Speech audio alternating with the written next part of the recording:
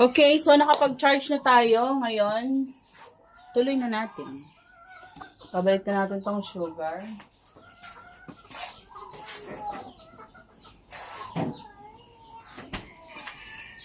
Pero kailangan ko ng salt.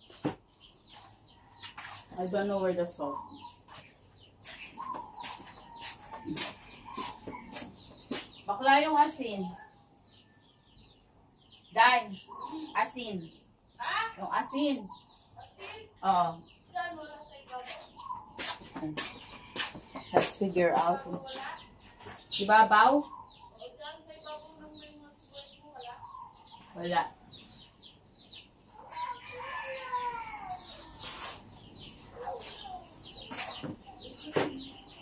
Wala dyan?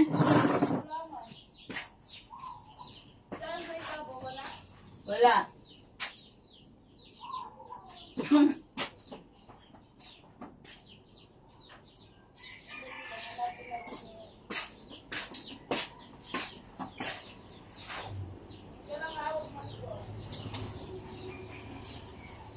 So, kailangan natin ng asin kasi hindi ko rin masama.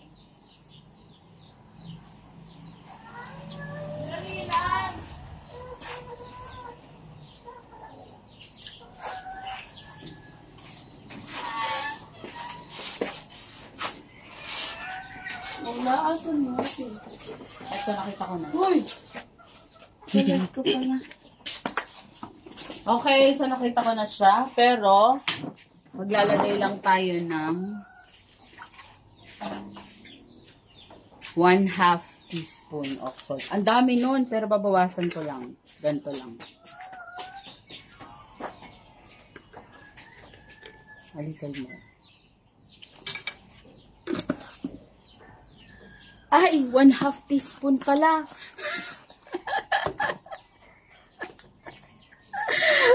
Nilagay ko parang 1/2 tablespoon. So, kailangan ko tanggalin. Yamat. Sabi ko sa inyo guys ha, first time ko tong magluto ng ganito kaya absuelto ako. Uy, babe. Maggagawa ko ng pandesal. Recipe ni Ate Rosie. Okay. And then, egg. Pero mag-melted butter pa tayo. Since we don't have melted butter.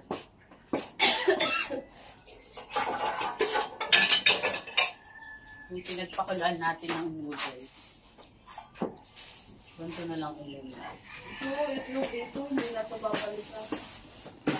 Kailangan ko ng 1/4 cup. Ang dami naman.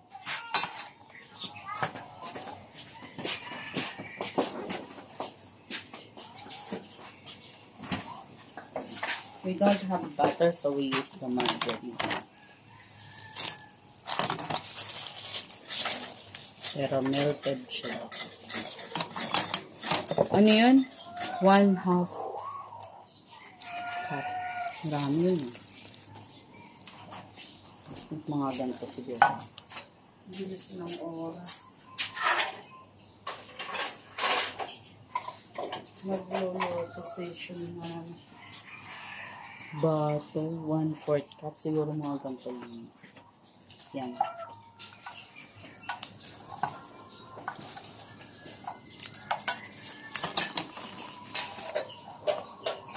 So, we just melt the butter.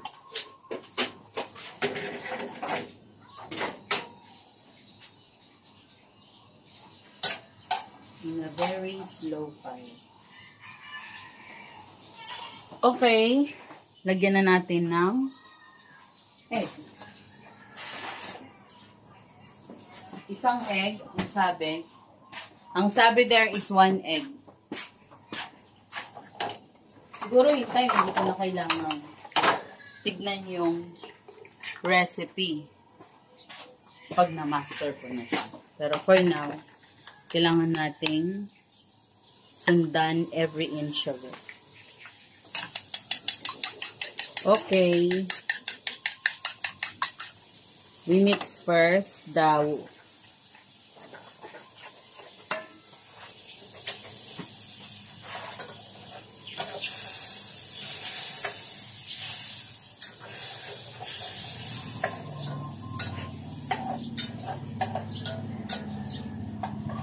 Pero pag walang butter, pwede nyo namang gamitin yung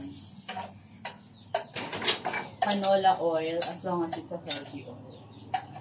Kasi less cholesterol.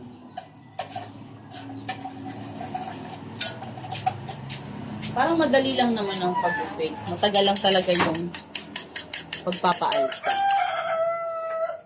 Okay, so mix it. Foamy na rin yung ating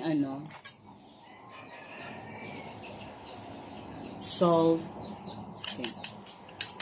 Let's just put something, sabi nila doon daw sa gitna. Lagay na natin yung ating egg. Just 1 egg is enough.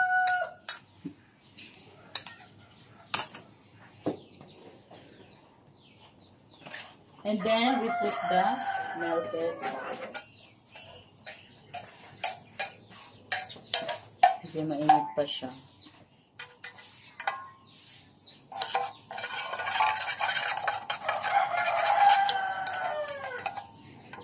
Pero melt ka na. Ayaw na niya mag-melt din. Mamaya i-check na rin natin yung ginawa nating dishwashing liquid. Kasi yung dishwashing liquid, kapag bibili ka ng dishwashing liquid, like yung 3 litro is 72 pesos. Pero you can make dishwashing liquid for... Ayan, melted na yung butter. So, ilagay na natin. Mix na rin natin siya dito.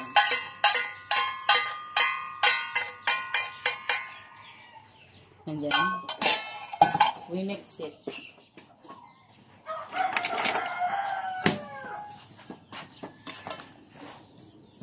Okay. I think yun lang naman atang kailangan. Tapos yung yeast.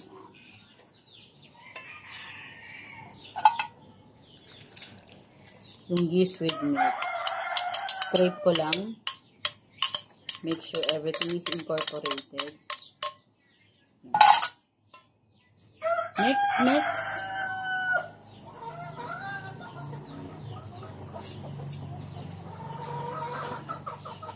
This is it! Ano kayang kalalabasan nito, B?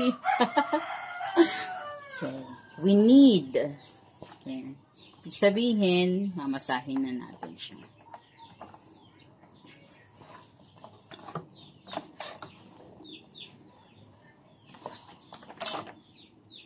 Smells good naman, kahit pa paano.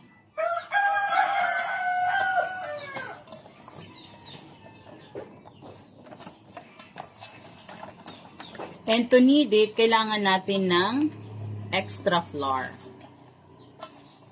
Para, yung kneading kasi, ang purpose ng kneading is para ma-incorporate lahat ng mixtures.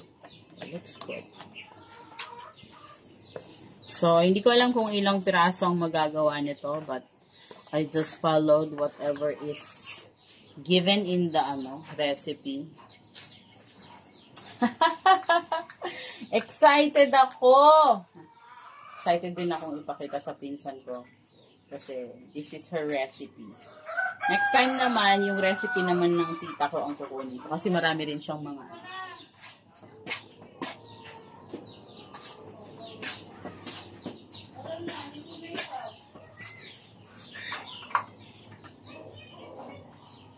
just close.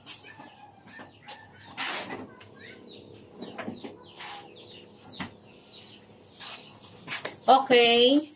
Set aside muna natin lahat ng magamit natin. Para minsan ang hugasan yan. Now we get extra flour. Meron akong extra flour dito.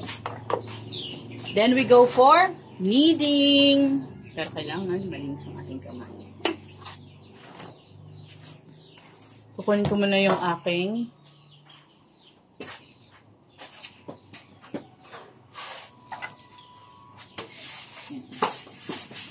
so, dito ako mag-knead sa aking Pero meron akong mas malaking Meron akong mas malaking sangkalan, pero I prefer to leave here. I'll just wash my hands.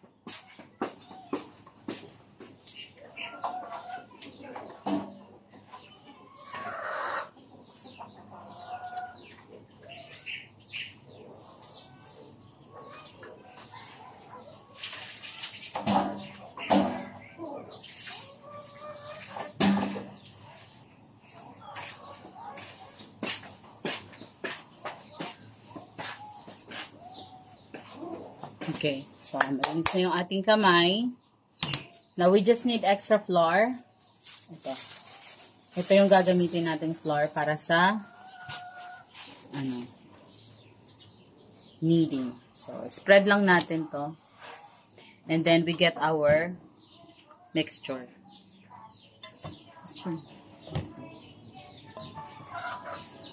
Lipat lang natin siya rito.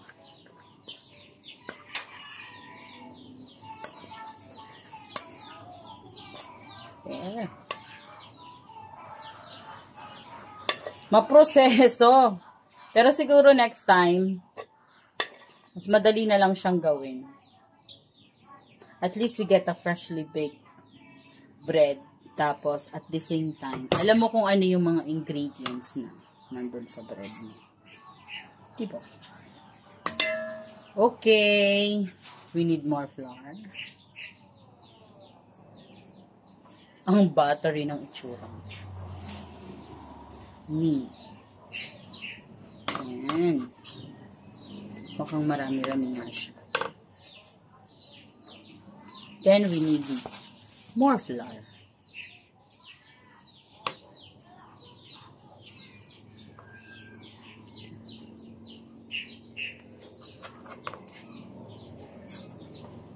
So far, available naman lahat ng ating ingredients.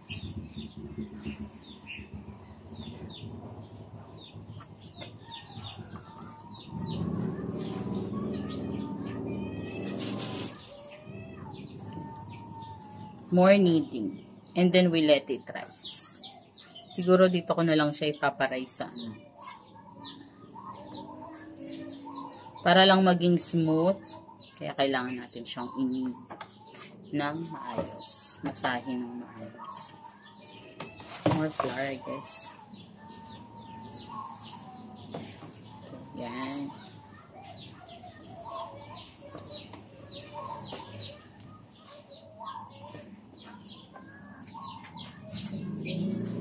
So, hindi ko alam kung tama tong pag-knead ko. Pero, mukhang na-incorporate naman na lahat ng mga ingredients.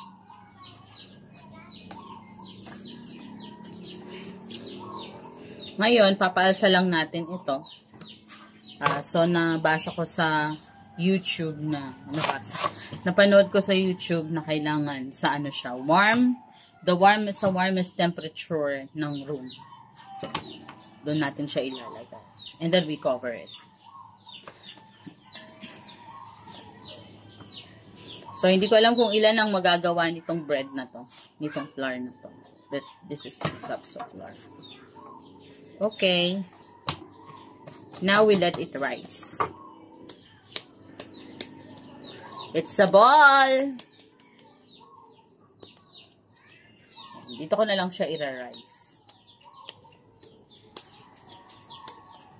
And then I'll just cover it with plastic. So, dito ka muna. And habang nira-rise ko siya, maghuhugas ako ng pin.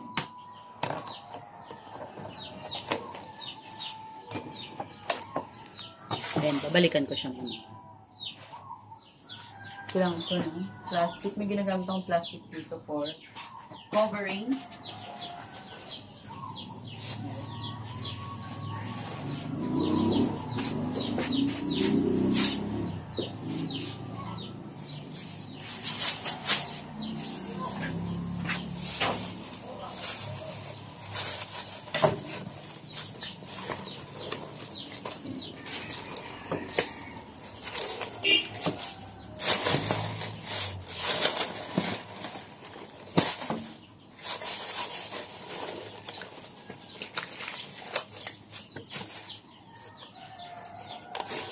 Dapat pure sealed siya.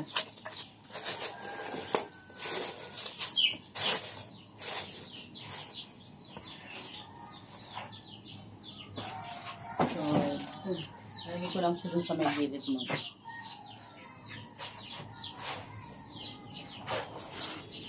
Ngayon, maghuhugas muna ako ng pinggan at magtatapon ng basura. I'll get back to you.